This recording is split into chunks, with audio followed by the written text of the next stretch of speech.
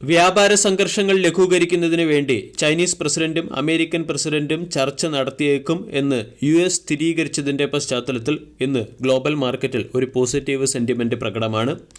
ഇതിൻ്റെ പശ്ചാത്തലത്തിൽ SGX നിഫ്റ്റിയും 24,700 അടുത്തുള്ള ഒരു ഗ്യാപ്പ് അപ്പ് ഓപ്പണിംഗ് സൂചനകളാണ് നൽകുന്നത്. ഇന്നത്തെ ട്രേഡിംഗ് സെഷനിൽ നിഫ്റ്റി അതിൻ്റെ റെസിസ്റ്റൻസ് സോണിലായിരിക്കും ഓപ്പൺ ആവുക. ഏഷ്യൻ മാർക്കറ്റിലും ബൈയിങ് മൊമെൻറ്റം പ്രകടമാണ്. ദക്ഷിണ കൊറിയയിൽ സ്ഥിരതയുള്ള ഒരു ഗവൺമെൻറ് തിരഞ്ഞെടുക്കപ്പെട്ടതിൻ്റെ പശ്ചാത്തലത്തിൽ ഹോങ്കോങ് ഇൻഡെക്സ് 1% ഉയർന്നു. ജപ്പാൻ്റെ index 0.46%, Australian index 0.62%, European index 0.20% ഉയർന്നാണ് ഇന്ന് ട്രേഡ് ചെയ്യുന്നത്. ഇതൊക്കെ ഗ്ലോബൽ മാർക്കറ്റിലെ ഒരു പോസിറ്റീവ് സ്റ്റാർട്ടിനുള്ള സൂചനകൾ നൽകുന്നു. കഴിഞ്ഞ ട്രേഡിംഗ് സെഷനിൽ ഇന്ത്യൻ ഇൻഡെക്സ് 0.7% ഇടിയുകയും 24,550 എന്ന സപ്പോർട്ട് മാർക്കറ്റിന് നഷ്ടപ്പെടുകയും ചെയ്തിരുന്നു. ഫോറിൻ പോർട്ട്ഫോളിയോ ഇൻവെസ്റ്റേഴ്സ് തുടർച്ചയായ മൂന്നാമത്തെ ട്രേഡിംഗ് സെഷനിലും 2,853 കോടി രൂപയുടെ സെല്ലിംഗ് നടത്തിയതാണ് മാർക്കറ്റ് ഇടിഞ്ഞതിന് പിന്നിലെ പ്രധാന കാരണം.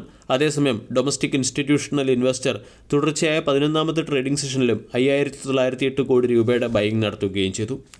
കഴിഞ്ഞ ദിവസം അമേരിക്കൻ മാർക്കറ്റിൽ വന്ന പോസിറ്റീവ് മൂവ്മെൻറ്റും ഗ്ലോബൽ മാർക്കറ്റിൻ്റെ സെൻറ്റിമെൻറ്റിനെ പോസിറ്റീവാക്കി നിർത്തിയതിന് പിന്നിലെ ഒരു കാരണമാണ്.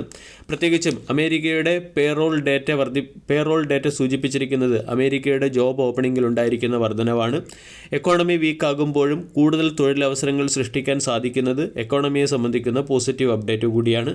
കൂടാതെ അമേരിക്കൻ പ്രസിഡന്റ് ഡൊണാൾഡ് ട്രംപും ചൈനീസ് പ്രസിഡന്റും തമ്മിൽ ട്രേഡ് സംഘർഷം ലഘൂകരിക്കുന്നതിന് വേണ്ടി നേരിട്ട് ചർച്ച നടത്തും എന്നുള്ള ഒരു അപ്ഡേറ്റും അമേരിക്കൻ മാർക്കറ്റിനെയും ഗ്ലോബൽ മാർക്കറ്റിനെയും പോസിറ്റീവ് സെന്റിമെന്റിൽ നിലനിർത്തുന്നുണ്ട്. നിഫ്റ്റിയുടെ വീക്കിലി ക്യാൻഡിൽ പാറ്റേൺ പരിശോധിച്ചാൽ 25,000 എന്ന ലെവലിൽ നിന്നുള്ള പ്രൈസ് റിജക്ഷനെ ഇൻഡിക്കേറ്റ് ചെയ്യുന്ന ക്യാൻഡിലുകൾ തന്നെയാണ് കാണാൻ സാധിക്കുക. ഡെയിലി ക്യാൻഡിലും കഴിഞ്ഞ ദിവസം ഒരു ലോങ് ബിയറിഷ് ക്യാൻഡിൽ ഫോം ചെയ്യുകയും 24,600 എന്ന സപ്പോർട്ട് നഷ്ടപ്പെടുകയും ചെയ്തു. 24,700, 24,800, 24,900 തുടങ്ങിയവ തന്നെയാണ് മാർക്കറ്റിൻ്റെ പ്രധാന റെസിസ്റ്റൻസായി പ്രവർത്തിക്കുക. 24,400 സപ്പോർട്ടായി പ്രവർത്തിക്കും. 24,500 എന്ന സപ്പോർട്ട് നഷ്ടപ്പെട്ടാൽ 24,450, 24,500 എന്ന സപ്പോർട്ട് സോൺ നഷ്ടപ്പെട്ടാൽ 24,350 അടുത്തായിരിക്കും മാർക്കറ്റിന് അടുത്ത സപ്പോർട്ട് ലഭിക്കുക. ഇനി ഇന്നത്തെ ട്രേഡിംഗ് സെഷനിൽ സ്റ്റോക്ക് സ്പെസിഫിക് ആക്ഷൻ വരാൻ സാധ്യതയുള്ള ചില പ്രധാനപ്പെട്ട സ്റ്റോക്കുകളിലേക്ക് കടക്കാം. ഒന്നാമത്തേത് യെസ് ബാങ്ക്. 16,000 കോടി രൂപയുടെ ഫണ്ട് റൈസ് ചെയ്യുന്നതിൻ്റെ പശ്ചാത്തലത്തിൽ യെസ് ബാങ്ക് മാർക്കറ്റിൻ്റെ ശ്രദ്ധ ആകർഷിക്കാൻ സാധ്യതയുണ്ട്. 7,000 കോടി രൂപ ഇക്വിറ്റി വഴിയും 8,500 കോടി രൂപ ഡെപ്റ്റ് സെക്യൂരിറ്റീസ് വഴിയുമായിരിക്കും കമ്പനി ഫണ്ട് റൈസ് ചെയ്യുക. വിപ്രോ എന്ന company identity centric security solutions provide ചെയ്യുന്ന ഗ്ലോബൽ ലീഡർ കമ്പനിയായ എൻട്രസ്റ്റ് എന്ന കമ്പനിയുമായി ചേർന്ന് ഒരു മൾട്ടി ഇയർ ഡീലിൽ ഒപ്പുവെച്ചിട്ടുണ്ട്. അല്ലെങ്കിൽ വിപ്രോയ്ക്ക് എൻട്രസ്റ്റിൽ നിന്നും ഒരു മൾട്ടി ഇയർ ഡീൽ ലഭിച്ചിട്ടുണ്ട്. ഇതിൻ്റെ പശ്ചാത്തലത്തിൽ വിപ്രോയും ഇന്ന് മാർക്കറ്റിൻ്റെ ശ്രദ്ധ ആകർഷിക്കാൻ സാധ്യതയുണ്ട്. ഫാർമ സെക്ടറിലെ സൈഡസ് ലൈഫ് സയൻസ് എന്ന company US based biologics manufacturing കമ്പനിയായ ഏജസിൻ്റെ 2 സബ് കമ്പനികളെ $75 മില്യൺ അക്വയർ ചെയ്തു. ഏജിനസ് എന്ന കമ്പനിയുടെ നെക്സ്റ്റ് ജനറേഷൻ ഇമ്മ്യൂണോ ഓൺകോളജി പ്ലാറ്റ്ഫോമിനെയും കമ്പനി അക്വയർ ചെയ്യുന്നുണ്ട്. ഇതിൻ്റെ പശ്ചാത്തലത്തിൽ സൈഡസ് ലൈഫ് സയൻസ് എന്ന സ്റ്റോക്കിനെയും ഇന്നത്തെ ട്രേഡിംഗ് സെഷനിൽ ഫോക്കസ് ചെയ്യാം. അശോക് ലേലാൻഡ് എന്ന കമ്പനിക്ക് 543 ഡീസൽ ബസ് സപ്ലൈ ചെയ്യുന്നതിന് 184 കോടി രൂപയുടെ ഓർഡർ ലഭിച്ചിട്ടുണ്ട്. അതിൻ്റെ പശ്ചാത്തലത്തിൽ അശോക് ലേലാൻഡ് മാർക്കറ്റിൻ്റെ ശ്രദ്ധ ആകർഷിക്കാൻ സാധ്യതയുണ്ട്. ടാറ്റ കെമിക്കൽസിന് ഇൻകം ടാക്സ് റീഫണ്ട് ഇനത്തിൽ 55 കോടി രൂപ ലഭിക്കുന്നു. ടാറ്റ കെമിക്കൽ എന്ന സ്റ്റോക്കിനെയും ഇന്നത്തെ ട്രേഡിംഗ് സെഷനിൽ ഫോക്കസ് ചെയ്യാം. NLC ഇന്ത്യ എന്ന കമ്പനിക്ക് രാജസ്ഥാൻ രാജ്യ വിദ്യുത് ഉത്പാദൻ നിഗം ലിമിറ്റഡിൻ്റെ സൈഡിൽ നിന്നും lignite based thermal power station setup ചെയ്യുന്നതിന് വേണ്ടി ഒരു ഓർഡർ ലഭിച്ചിട്ടുണ്ട്.